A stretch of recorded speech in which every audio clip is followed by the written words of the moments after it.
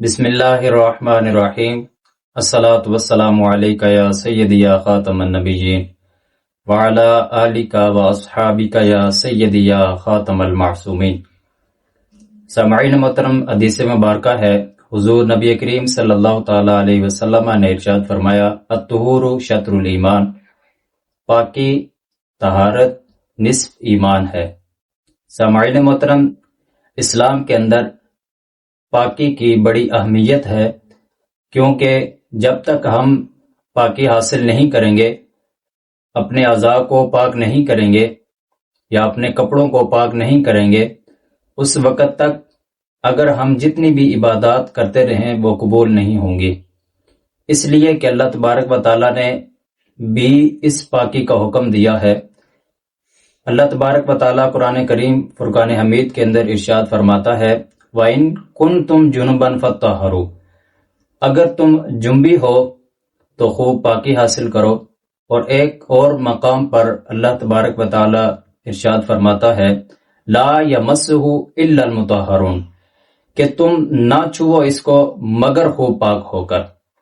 تو سامعین محترم، اس بات کا خیال رکھنا کہ جب تک ہم اپنے جسم کو یا اپنے کپڑوں کو پاک نہیں رکھیں گے، اس وقت تک ہم اگر عبادات کرتے رہیں گے تو وہ عبادات قبول نہیں ہوں گی۔ اس لیے ہمیں یہ ضروری ہے کہ ہم جو پاکی کے مسائل ہیں ان کو اپنے علماء کرام سے سیکھیں، اپنے امام صاحب سے سیکھیں۔ اس کے ساتھ ساتھ میں ایک اہم مسئلہ کی طرف آپ کی توجہ چاہوں گا۔ سامعین محترم، اکثر یہ دیکھا گیا ہے کہ آج کل کے نوجوان دین سے دوری کی وجہ سے، دین کا علم نہ ہونے کی وجہ سے اکثر یہ عمل کرتے ہیں، اور یہ ہے کہ وہ اکثر سحری نہیں کرتے اور روزہ نہیں رکھتے۔ جب ان سے پوچھا جائے کہ کس وجہ سے آپ نے روزہ نہیں رکھا تو ان کا آگے سے جواب یہ ہوتا ہے کہ ہم نے جنابت کی حالت میں صبح کی، اس وجہ سے ہم نے روزہ نہیں رکھا۔ تو یہ بات یاد رکھنا کہ اگر کوئی انسان اس حالت میں صبح کرتا ہے یا اس حالت میں بیدار ہوتا ہے کہ جنابت کی حالت میں اگر کوئی شخص بیدار ہوتا ہے تو اس کے لیے حکم یہ ہے کہ اگر کوئی انسان جنابت کی حالت میں صبح کرتا ہے تو اس کو یہ چاہیے، اگر وہ اس وقت بیدار ہوتا ہے کہ ابھی سحری کے اندر ٹائم ہے، تو اس کے لیے افضل یہ ہے کہ وہ غسل کرے اور اس کے بعد سحری کرے۔ لیکن وہ ایسے وقت پر بیدار ہوتا ہے، نیند سے جاگتا ہے اور جنابت کی حالت میں صبح کرتا ہے، ایسے وقت پر جاگتا ہے کہ اب وہ اگر غسل کرے گا تو سحری کا ٹائم ختم ہو جائے گا، تو اس کے لیے حکم یہ ہے کہ وہ انسان وضو کرے یا اعضائے وضو کو اچھی طرح دھو لے اور اس کے بعد سحری کرے۔ اگر وہ انسان اس میں تاخیر کرتا ہے، غسل نہیں کرتا، یہاں تک کہ نماز فجر بھی نکل جاتی ہے یا جماعت ترک کر دیتا ہے، تو وہ شخص سخت گناہگار ہوگا۔ اور اگر وہ انسان اس جنابت کی حالت کی وجہ سے یہ گمان کرتا ہے کہ جنابت کی حالت میں سحری کرنا درست نہیں اور روزہ رکھنا درست نہیں، اس وجہ سے اگر وہ انسان روزہ چھوڑے گا تو وہ سخت گناہگار ہوگا۔ اس کے ساتھ ساتھ ایک اور مسئلہ یہ یاد رکھنا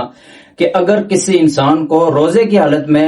جنابت ہو جاتی ہے یا غسل اس پر فرض ہو جاتا ہے تو اس کے لیے کیا حکم ہے، وہ انسان کیسے غسل کرے؟ تو اس کے لیے حکم یہ ہے کہ اگر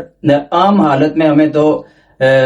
غسل کا جو طریقہ ہے وہ یہ ہے کہ اچھی طرح کلی کرے، گرگرا کرے اور ناک میں پانی چڑھائے صحیح مبالغہ کے ساتھ۔ لیکن اگر وہ روزے کی حالت میں جنبی ہو جاتا ہے تو اس کے غسل کا طریقہ یہ ہے کہ وہ صرف عام حالت میں جس طرح وضو کے اندر کلی کرتے ہیں اس طرح وہ کلی کرے گا اور ناک میں بھی اسی طرح پانی چڑھائے گا۔ اگر وہ انسان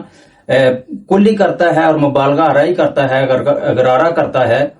اگر اس کے حلق میں پانی چلا گیا تو اس کا روزہ ٹوٹ جائے گا۔ اور اگر اسی طرح ناک میں پانی چڑھاتے وقت اگر اس کا پانی حلق تک پہنچ گیا یا پیٹ میں چلا گیا تو اس کا روزہ بھی ٹوٹ جائے گا۔ اللہ تبارک و تعالیٰ سے دعا ہے، اللہ تبارک و تعالیٰ ہمیں مسائل دینیہ کو سمجھنے اور سیکھنے کی توفیق عطا فرمائے۔ وما علینا الا البلاغ المبین۔